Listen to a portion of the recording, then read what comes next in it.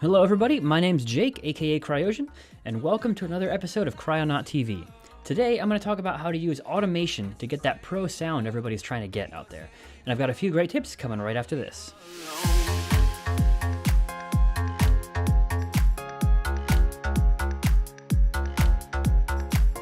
So right here, we're looking at a new song I've been working on. It's getting towards the end stages here. I've got a little bit more work to do, so don't judge me too harshly on it. But basically, what I've done here is I've opened up all of the different channels that I have automation on and disabled it for now.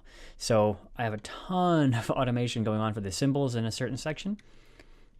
Let's expand this to the whole song. But yeah, you can see there's nothing going on right now. So what I wanted to do is just sort of play a little bit of the song, just so you can hear how flat and boring it sounds, and in some cases just awful. And then what we're going to do is go in and actually show you the same song with that automation turned on.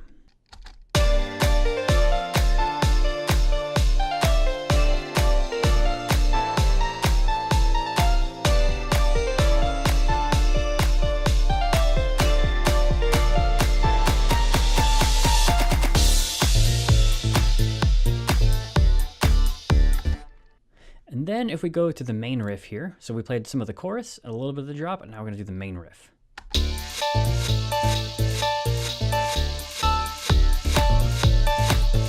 So as you can tell, it sounds like, you can hear the chords, you can hear the progression of everything, you can hear all the instruments. They sound okay. Some of the instruments are a lot louder than others, which is not great. The mixing is awful in this case because of the automation. So now let's load up the other track.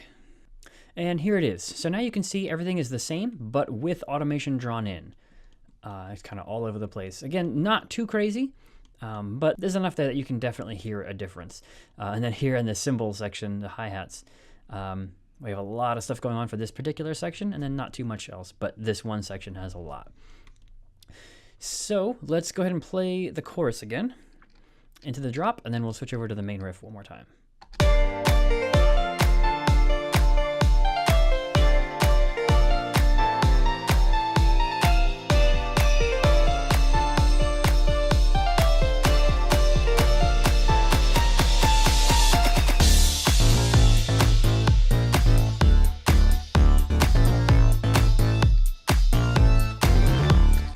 All right, and the main riff.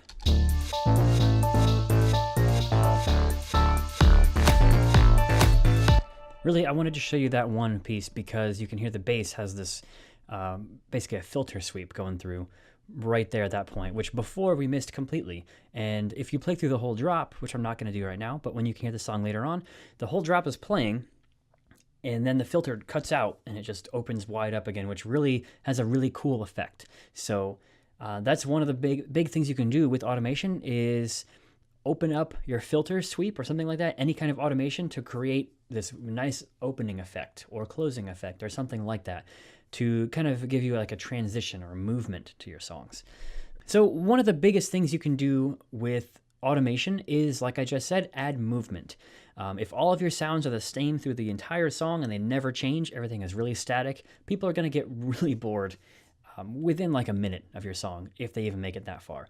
If you have automation and things changing and moving and everything feels fluid, it's a lot more interesting, and people are going to be really intrigued to see what's going to come next. How is the song going to evolve? How is this sound going to change throughout the song? So it's really important to use that automation to keep your audience's attention. The other big pieces about using automation is to differentiate different sections of the song. So maybe in your chorus, you have a filter that's open all the way, and all the high end is coming through. You have maybe a distorted kind of sound or just like a saw wave, something really buzzy. You hear all that higher end stuff. Then in the verse, you bring that filter down and it cuts it all out, makes it a lot more smoother. It puts it kind of in the background a little bit more. It's a very different feeling, and you can go back and forth between that for the different sections. Or you can have your first verse or first chorus has the filter down a little bit, and then as the song progresses, it opens up more and more, and it kind of gives a sense of progression to your whole song, which is really neat as well. And then lastly, like I said, you can use automation to sort of add effects to your songs. Like in this case with the bass line here, the filter sweep opens up, which creates this really cool effect. And and you can do that with pretty much anything out there. So really important things to do with automation. Now, as you're looking through here, you'll also see stuff like here, where actually on my entire group, I have an effect with some automation, and that's really just turning on a device, off and on. So real quick, if we play through this right here.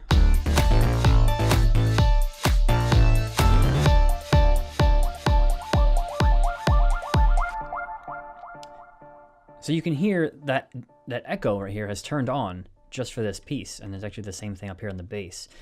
If we were to turn that off, the sound would just stop. So I don't want the echo to be on, especially for my bass, for the whole song, but for that one little beat, I do want it to turn on and repeat for a bar or two or whatever it is. So really helpful to turn effects on when you want them, but turn them off when you don't want it to affect the rest of your song, because a lot of times these effects will still manipulate the sound even if you have it turned down all the way or whatever. Maybe you don't have that option. So automating effects on and off can be super helpful. So up here in my cymbals, I have all this automation happening right here on just this one cymbal actually. Well, most of it at least. And that's because I wanted to have this cymbal sound that has a really weird sound, lots of automation, lots of different things happening. I've got transmission, I got a flanger, I've got a nice filter with like all kinds of stuff. I have a pan turned on over here. But I also have, right beneath it, I have these two pads here. So this one is the affected sound, this one's the dry sound. And so I kind of mix them together that way. And so this one, if you just listen, has a lot of different things happening, lots of movement.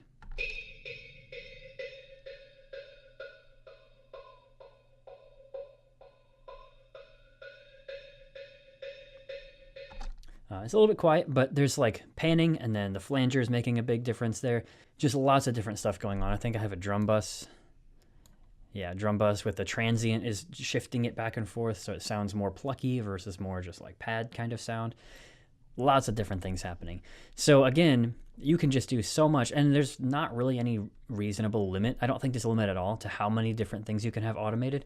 So go crazy with it, but make sure you're not ruining your song. Don't do it so much that it makes everything sound messy and cluttered. Don't do it just to do it. Make sure you have a purpose to your automation. One other little tip that I always use, and you'll hear some people say it, is you never want to actually automate the track volume over here. So in this case, or over here in session view, you don't ever want to automate this parameter. And the reason for that is if you automate this track volume to go up or down or something like that, and then later on you want to change the volume of this track, you're going to ruin your whole automation. It's going to throw it all out the window. Or you have to then go in and readjust all the automation for everything. And it's just a major pain, a really big hassle to do that. So a much better way to do that is to add the utility device over here. This is the Ableton Live 10 version. It looks a little bit different in Ableton Live 9.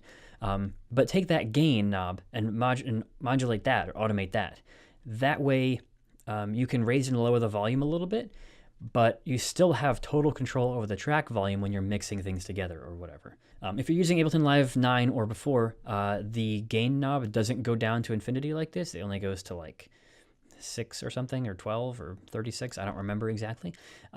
If that's not enough, you can just make a second one here and then do the same thing, and it'll bring it down that much more and that much more. So don't worry if you don't have enough volume with just one utility. Just put a second one on there.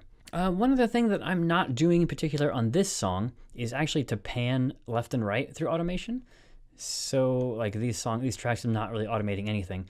We can go in here and, if you wanted to pan it left and right and left and things like that, and then we go in and solo it. All right, let's do something more drastic here.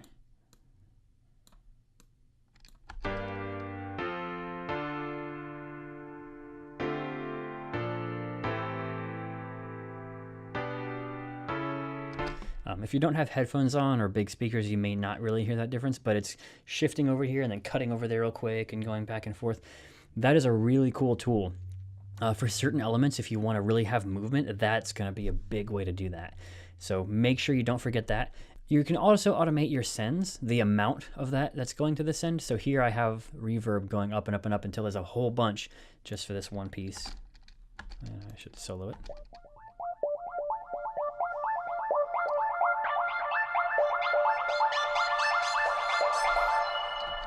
So that when it starts out, it's just the sound, and as it goes through, by the end, it's just full room, like lots of reverb going crazy, which really builds up and helps lift it up into that next section. which is a really cool transition kind of effect. So again, definitely use automation for your transitions too, because it can make a huge difference. So one more time, all these different things you can do with automation that can really make your song come alive, grab your audience's attention, and really help you get to that pro sound that everybody wants, get you to that next level. It really adds a lot of movement to your sounds, adds life to your sounds. You can use it to transition from different sections of the song, whether it's verse to the next verse or verse to chorus, verse to chorus. And then it helps progress the song. If you wanted to have something that builds slowly throughout each section of the song, it can be a huge help to that. And then lastly, you can just add different effects in and out. You can automate effects on and off, just have things coming in and out all the time, which really just adds a lot of interest to your sound and to your whole song in general. So do not overlook the importance of automation. And again, you can see through here, I have so many different things going on. Some of you guys may have 100 times more than that, and that's okay. You don't even need this much though. As long as you have some automation to make changes to your song. You don't want to have a static thing through the entire song, because that just gets boring and really doesn't sound that professional, to be honest. So go out and use some automation and see what you can come up with. So one thing that I'm going to be doing with this project file is actually offering it up for a download. So go ahead and check that out. You can go in and take a deeper look at all the different automation that I have going on, the different effects that I have and all that. And you can kind of break it down and see where I used all these different things for automation and sound effects and whatever, and how I used that to make the different transitions to, everything that I was just talking about. So go find some other project files, download this one as well, and just keep going out there and creating and making sure that you have a lot of interest in your songs to keep your audience's attention. Again, I'm Jake, aka Cryogen, and I'll see you guys next time.